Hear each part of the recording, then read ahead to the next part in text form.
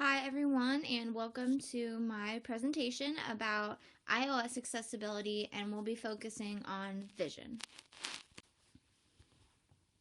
The focus of the presentation today will be about, first of all, what is iOS accessibility and what devices are these features available on? What are the physical features of iOS accessibility for vision and who can use these features? How do I access the physical features of iOS accessibility for vision and a tutorial on how to do that? And what are examples of iOS accessibility for vision and instruction? And how do these features reduce the barriers for students with vision challenges? First, we're going to talk about what is iOS accessibility.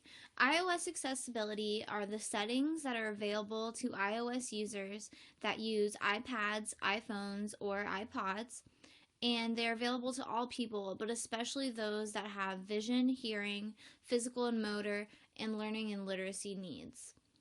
And users that have iOS devices can access the most recent features with the newest iOS update. This slide talks about the physical features of iOS accessibility for vision, or the things that you can physically change as you interact with your device. So features that you can modify are zoom, color, font, and buttons for users that have low vision or blindness, or really anyone that's using an iOS device. So if you read through each of these bullet points, it'll tell you a little bit more about the features you can modify. This slide talks about who can use the vision accessibility features for iOS. And really, they are defined for individuals with low vision or blindness. So on this slide, I have defined blindness and low vision for you so you can get a better understanding.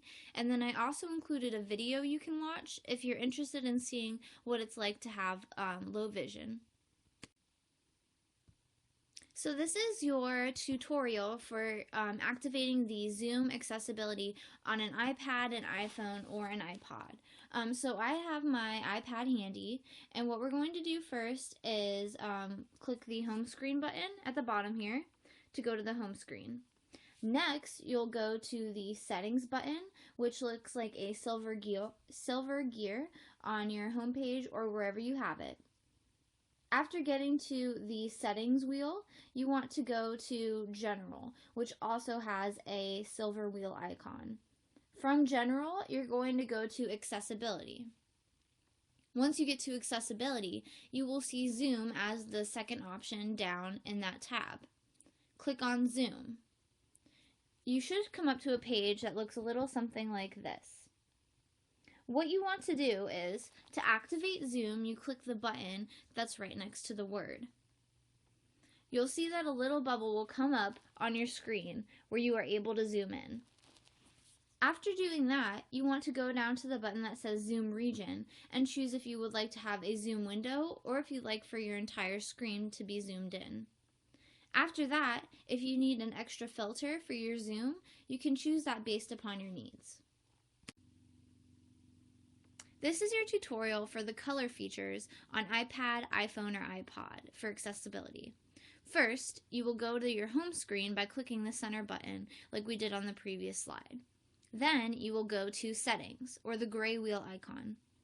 After Settings, you will go to General. From General, you will go to Accessibility. From Accessibility, you will click on the button right next to Increase Contrast. By clicking that word, you will come up to a screen that looks like this and has three options. The options are to reduce transparency, darken the colors, or reduce the white point. You can also go back to the previous page, Accessibility, and choose Inverted Colors by tapping the button right next to it. If you want to do grayscale instead, you tap the button right next to grayscale, or you can enable both by turning them both on. My examples for instruction include using the inverted colors feature and also the zoom feature.